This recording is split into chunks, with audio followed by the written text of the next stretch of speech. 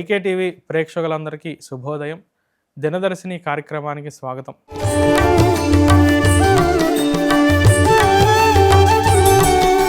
శుక్లాంబరధరం విష్ణుం శశివర్ణం చతుర్భుజం ప్రసన్నవదనం ధ్యాయేత్ సర్వవిఘ్నోపశాంతయే.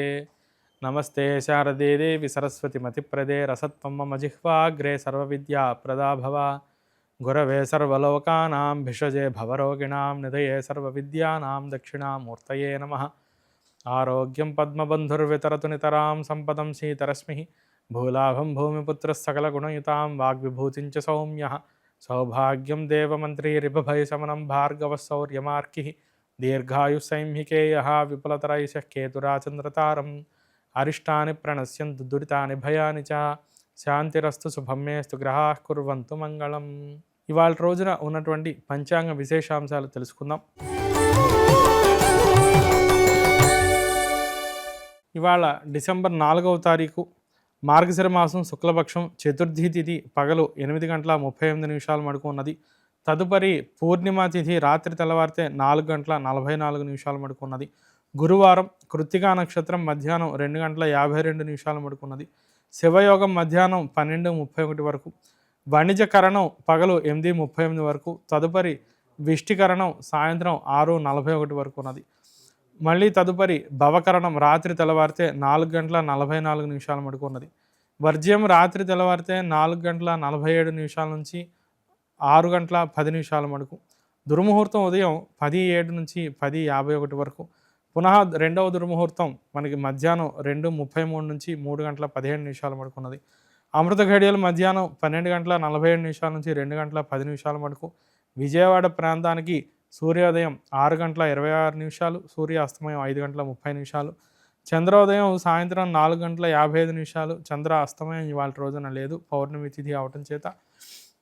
దిన ప్రమాణం 11:04 ఉన్నది. శుభ సమయం ఇవాళ రోజున ఉదయం 6:46 ఏదైనా టెండర్స్ వేసుకోవాలన్నా దైనందిన కార్యక్రమాలకైనా అనుకూలత ఉన్నది. ఇక సిజేరియన్కి ప్రిపేర్ అయ్యేటటువంటి వారికి కృత్తికా నక్షత్రం మకర లగ్నం ఉదయం 9:30 నుంచి 10 గంటల సమయం మధ్యలో అనుకూలత ఉన్నది.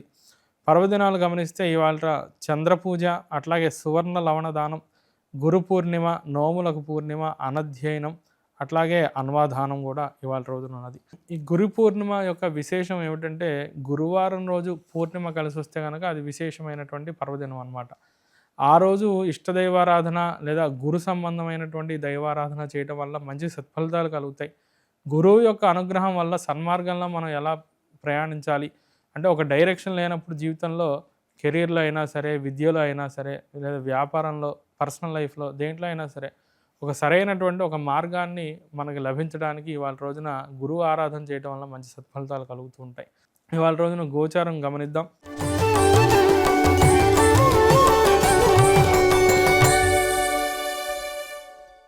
వృషభ రాశిలో చంద్ర సంచారం, కర్కాటక రాశిలో గురు సంచారం, సింహరాశిలో కేతు సంచారం, తులారాశిలో బుధ సంచారం, వృశ్చిక రాశిలో రవి కుజ శుక్రుల యొక్క సంచారం జరుగుతూ ఉన్నది. వృశ్చిక రాశిలో రవి కుజ శుక్రుల యొక్క సంచారం, కుంభరాశిలో రాహు సంచారం, మీనరాశిలో శని సంచారం జరుగుతూ ఉన్నది. ఇవాళ రోజున నక్షత్రాన్ని చూస్తే కనుక కృత్తికా నక్షత్రం మధ్యాహ్నం మడుకు ఉన్నది. ఆ తదుపరి రోహిణి నక్షత్రం వస్తూ ఉంటుంది. అంటే సగం రోజు దాకా ప్రణాళిక మనం చూస్తే కనుక కృత్తికా నక్షత్రం అవటం చేత అశ్విని, మఘ, మూలా నక్షత్రం వారికి కుజుడు దినాధిపతిగా ఉన్నారు, విపత్తారై ఉన్నది. కాబట్టి పనుల్లో కొంత ఇబ్బందులు, ఆటంకాలు ఎదురవుతూ ఉంటాయి. అభిప్రాయ భేదాల వల్ల సమస్యలు, చికాకులు వస్తూ ఉంటాయి. ఇష్టదైవారాధన చేయండి. అట్లాగే కుజుడి నిమిత్తంగా ఏదైనా దానం ఇవ్వండి. తదుపరి దినమంతాను కూడా రవి దినాధిపతి అవటం చేత అనుకూలత కనిపిస్తూ ఉన్నది. ఆర్ద్ర, స్వాతి, శతభిష నక్షత్రం వారికి చూస్తే కనుక బుధుడు దినాధిపతి ఉన్నారు. ఇవాళ రోజున నైదంతార. వృత్తి వ్యాపారపరమైనటువంటి అంశాలు, ఆర్థిక లావాదేవీల్లో అభిప్రాయ భేదాలు, ఇబ్బందులు, చికాకులు, నష్టాలు ఎదురయ్యే పరిస్థితులు కనిపిస్తూ ఉన్నాయి. వ్యాపారంలో బహు జాగ్రత్తలు పాటించడం బాగా అవసరం. అట్లాగే విద్య అధ్యయన పరంగా కూడా కొంత ఇబ్బందులు ఎదురవుతూ ఉంటాయి. ఇష్టదైవాన్ని ప్రార్థించండి. ముఖ్యంగా విష్ణు ఆరాధన చేయడం వల్ల మంచి శుభఫలితాలు కలుగుతాయి. పుష్యమి, అనురాధ, ఉత్తరాభాద్ర నక్షత్రం వారికి రాహువు దినాధిపతి ఇవాళ ప్రత్యక్తారై ఉన్నది. అటు పనులన్నింటిలోనూ కూడా ఒక ఫుల్ఫిల్మెంట్ లేకపోవటం, అంటే మధ్యస్థంగా పూర్తవడం, ఒక సాటిస్ఫాక్షన్ లేకపోవడం అనేది గమనించవచ్చు. శివారాధన చెయ్యండి, అప్పుడు పనులన్నీ కూడా కొంత సానుకూలత కనిపిస్తూ ఉంటుంది. గోచారం రీత్యా ద్వాదశ రాశులకి ఎలా ఉంటుందో తెలుసుకుందాం. ముందుగా మేషరాశి. మేషరాశి వారికి ద్వితీయంలో చంద్ర సంచారం, చతుర్థంలో ఉన్నటువంటి గురు సంచారం, సప్తమంలో బుధ సంచారం అంతాను కూడా ప్రతికూలమైనటువంటి వాతావరణాన్ని సూచిస్తూ ఉన్నది.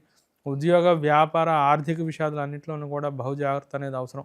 ఉన్నత విద్యా సంబంధంగా విదేశీ ప్రయత్నాలు, అట్లాగే ఉన్నత వ్యాపార ప్రయత్నాల్లో మనకు కార్యానుకూలత కనిపిస్తున్నది. స్థానచలనంలో అనుకూలత కనిపిస్తున్నది. ఆరోగ్యపరంగా అష్టమ కుజ సంచారం ఇచ్చే బహు జాగ్రత్తలు పాటిస్తూ ఉండాలి. దాంపత్యంలో కూడా కొంత అభిప్రాయ భేదాల వల్ల చికాకులు ఎదురవుతూ ఉంటాయి. తదుపరి వృషభ రాశి.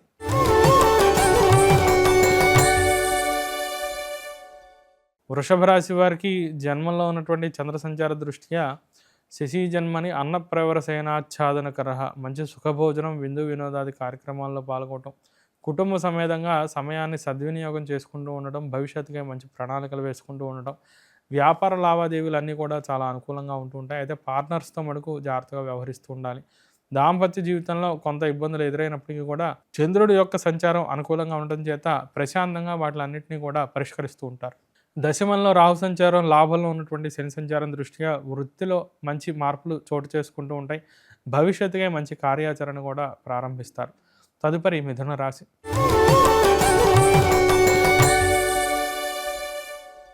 మిథున రాశి వారికి వ్యయంలో ఉన్నటువంటి చంద్ర సంచారం, ద్వితీయంలో ఉన్నటువంటి గురు సంచారం మిశ్రమ వాతావరణాన్ని సూచిస్తూ ఉన్నది.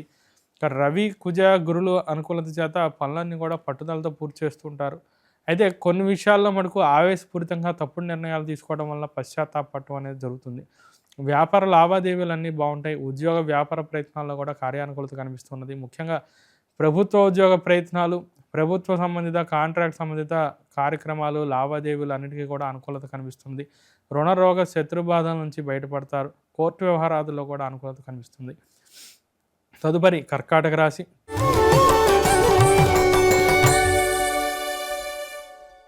కర్కాటక రాశి వారికి లాభంలో చంద్ర సంచారం, ఉద్యోగ, వ్యాపార అంశాలన్నీ కూడా బాగుంటాయి. దైనందిన కార్యక్రమాల్లో మంచి సెల్ఫ్ సాటిస్ఫాక్షన్ లభిస్తూ ఉంటుంది. ఆనందంగా పనులన్నీ కూడా పూర్తి చేసుకుంటూ ఉంటారు.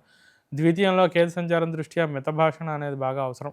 లాభంలో ఉచ్చలో చంద్రుడు ఉండటం చేత ఆర్థికంగా మంచి లాభాలు చూస్తారు. ఉద్యోగ, వ్యాపార అంశాలే కాకుండా స్థిరాస్తి కొనుగోలు, కోర్టు వ్యవహార అంశాలన్నింటిలోనూ కూడా అందరి యొక్క సహాయ సహకారాలు లభిస్తాయి. మంచి లాభదాయకంగా పనులన్నీ కూడా పూర్తవుతూ ఉంటాయి. ప్రయాణాల్లో కూడా మంచి లాభాలు కలుగుతూ ఉంటాయి. కొత్త పరిచయాల వల్ల మీకు సంతోషం కలుగుతుంది. అది మీకు మొత్తం ఆపర్చునిటీస్ని కూడా క్రియేట్ చేస్తూ ఉంటుంది. తదుపరి సింహరాశి.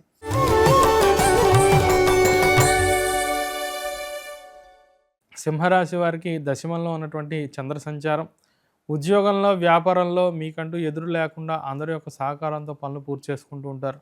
మీ అభిప్రాయానికి అందరూ మంచి విలువని, గౌరవాన్ని ఇస్తూ ఉంటారు. మీ యొక్క అడుగుజాడల్లో ఇతరులు నడుస్తూ ఉంటారు. మీరు ఇతరులకి నిర్దేశిగా అవుతారు. ఇతరులకు ఒక ఇన్స్పిరేషన్గా కూడా నిలుస్తూ ఉంటారు. పై అధికారుల యొక్క ప్రశంసలు లభిస్తూ ఉంటాయి. ఆర్థిక స్థితిగతుల్లో మంచి అభివృద్ధి చూస్తూ ఉంటారు. కుటుంబ వాతావరణం విషయాలన్నీ బాగుంటాయి. తోబుట్టువులతో సంబంధిత వ్యాపార విషయాల్లో మనకు జాగ్రత్తలు తీసుకోవడం అనేది బాగా అవసరం. ట్రేడింగ్ విషయంలో కూడా కొంత జాగ్రత్తలు తీసుకుంటూ ఉండాలి. తదుపరి కన్యారాశి.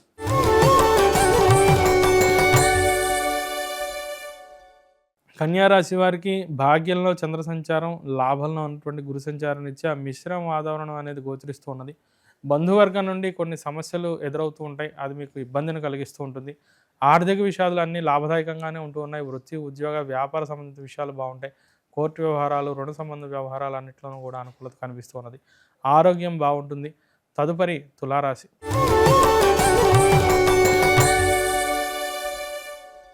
తులారాశి వారికి జన్మంలో బుధ సంచారం, అష్టమంలో చంద్ర సంచారం రెండు కూడా బాగా ప్రతికూలతనే సూచిస్తున్నాయి. అన్ని విధాలను కూడా ప్రతి అంశంలోనూ బహు జాగ్రత్తలు తీసుకుంటూ ఉండాలి.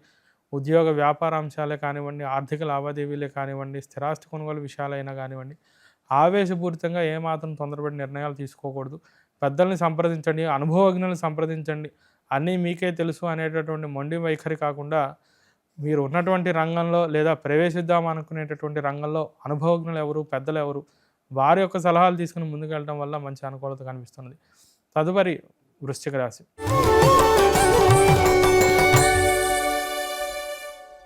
వృశ్చిక రాశి వారికి జన్మంలో శుక్ర సంచారం, సప్తమంలో చంద్ర సంచారం, భాగ్యంలో గురు సంచారం మూడు కూడా బాగా యోగదాయకంగా ఉంటూ ఉన్నాయి. వ్యాపార లావాదేవీలు అన్నీ బాగుంటాయి. తొందరపాటుతో కొన్ని నిర్ణయాలు తీసుకుంటూ ఉంటారు. అయితే వాటిని మళ్ళీ సరిచేసుకునే ప్రయత్నం కూడా చేస్తారు. అవి అనుకూలిస్తూ ఉంటాయి. ప్రయాణాలు లాభదాయకంగా ఉంటూ ఉన్నాయి. వ్యాపార విషయాలు అట్లాగే ఉద్యోగ వ్యాపార ప్రయత్నాలు కొత్తగా ప్రారంభించడానికి కూడా మంచి అనుకూలమైనటువంటి సమయం కనిపిస్తున్నది. భాగ్యంలో గురు సంచారం, సప్తమంలో చంద్ర సంచారం అవ్వడం చేత పెద్దల యొక్క అనుగ్రహం, కుటుంబ సభ్యులు, వ్యక్తుల యొక్క అనుగ్రహం మీకు పరిపూర్ణంగా ఉంటూ ఉంటుంది. వారి యొక్క సహకారంతో కొత్తగా కార్యాచరణ కూడా రూపొందిస్తూ ఉంటారు. ఆరోగ్యం బాగుంటుంది. తదుపరి ధనుసు రాశి.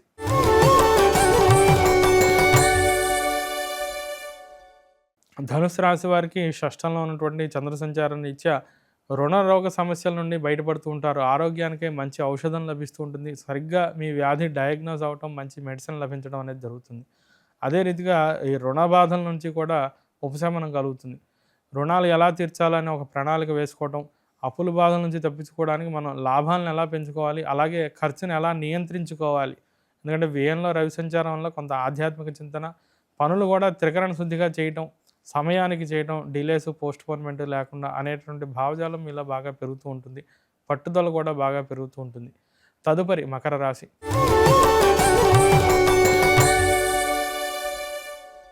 మకర రాశి వారికి పంచమంలో ఉన్నటువంటి చంద్ర సంచారం, సప్తమంలో గురు సంచారం 2 కూడా మిశ్రమ వాతావరణాన్ని సూచిస్తూ ఉన్నాయి. పనుల్లో కొన్ని ఆటంకాలు ఉన్నప్పటికీ దైవానుగ్రహం చేత తదుపరి ఎందుకు ఇలా బ్రేక్ వచ్చింది, ఎక్కడ మిస్టేక్ జరిగింది అని పునరాలోచన చేయటం, క్రాస్ చెక్ చేసుకోవటం, దాన్ని సవరించుకుని పనులన్నీ కూడా మళ్ళీ పూర్తి చేసుకోవడం అనేది చేస్తూ ఉంటారు. వ్యాపార లావాదేవీలన్నీ కూడా బాగుంటూ ఉంటాయి. దైనందిన కార్యక్రమాల్లో మటుకు స్వల్ప అవరోధాలు కలుగుతుంటాయి. వృత్తిలో ఊహించినటువంటి లాభాలు కలుగుతుంటాయి. దశమ లాభాల్లో గ్రహ సంచారం అనుకూలత చేత కొత్త ఉద్యోగ వ్యాపార ప్రయత్నాల్లో మంచి అనుకూలత కనిపిస్తూ ఉన్నది. విదేశీ ప్రయత్నాల్లో కూడా మంచి అనుకూలత కనిపిస్తున్నది. తదుపరి కుంభరాశి.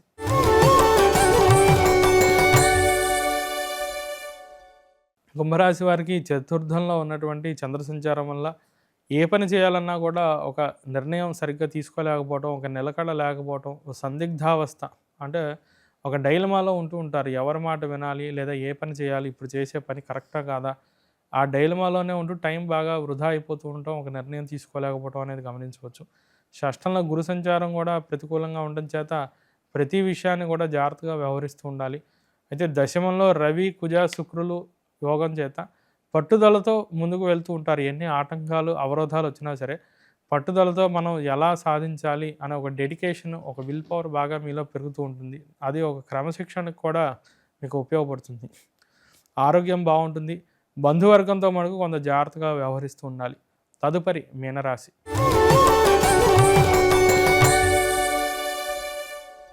మీనరాశి వారికి తృతీయంలో చంద్ర సంచారం మంచి యోగదాయకంగా కనిపిస్తున్నదండి. తృతీయంలో చంద్రుడు, పంచమంలో గురుడు, అట్లాగే భాగ్యంలో శుక్రుడు, అష్టమంలో బుధుడు అన్నీ కూడా అనుకూలంగా ఉంటూ ఉన్నాయి. ఖర్చులు పెరిగినప్పటికీ దానికి తగ్గట్టుగా ఆదాయాన్ని ఎలా పెంచుకోవాలి అని ఆలోచిస్తూ ఉంటారు. సంతానం విద్యా బుద్ధులతో చక్కగా ఎదుగుతూ ఉంటుంది. అది మీకు ఆనందాన్ని కలిగిస్తుంది. ప్రయాణాలు లాభదాయకంగా ఉంటూ ఉంటాయి. ఉద్యోగ వ్యాపార సంబంధంగా ఇతర ప్రాంతాల్లో నివసించవలసి వస్తూ ఉంటుంది. స్థానచలనం బాగా అనుకూలంగా ఉన్నది. ప్రమోషన్స్, ఇంక్రిమెంట్స్ రావడానికి అవకాశాలు కలుగుతున్నాయి. భాగ్యంలో శుక్ర సంచారం చేత పెద్దల యొక్క అనుగ్రహం మీకు పరిపూర్ణంగా లభిస్తూ ఉంటుంది. అయితే భాగ్యంలో రవి సంచారం దృష్ట్యా కుటుంబంలో పెద్దలు, ముఖ్యంగా తండ్రి గారి యొక్క ఆరోగ్య విషయంలో జాగ్రత్తలు తీసుకుంటూ ఉండాలి. ఆలస్యం అనేది ఏమాత్రం చేయకూడదు. ఏమాత్రం చిన్న ఇబ్బంది వచ్చినా వెంటనే వైద్యులను సంప్రదించడం, తగు ట్రీట్మెంట్ని ప్రారంభించడం అనేది మంచిది. జన్మంలో శని సంచార దృష్ట్యా పనుల్లో మనకు కొంత బద్దకిస్తూ ఉంటారు.